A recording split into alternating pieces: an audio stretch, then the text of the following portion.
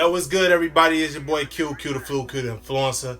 Y'all already know what time it is. So, I hope you enjoyed the On Feet. I did review those guys, you know, a good part of like a couple of days ago or last week, you know, with one of my homeboys pairs that he got in a little early.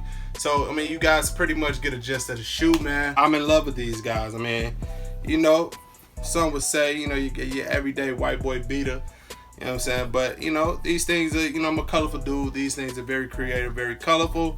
You know, and I'm going to have a lot of good times with these in the fall, man. So, you got the On Feet, man. I hope I did it justice. Tried to, you know, bring out a few of the colors in the shoe. You know what I'm saying? But, of course, as always, you know, it's your boy Q the Flea, again.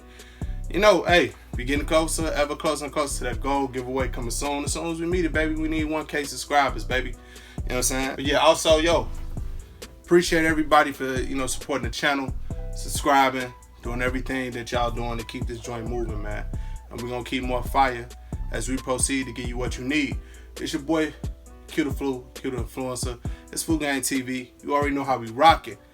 Flea Gang, Shoe Gang, sick, man.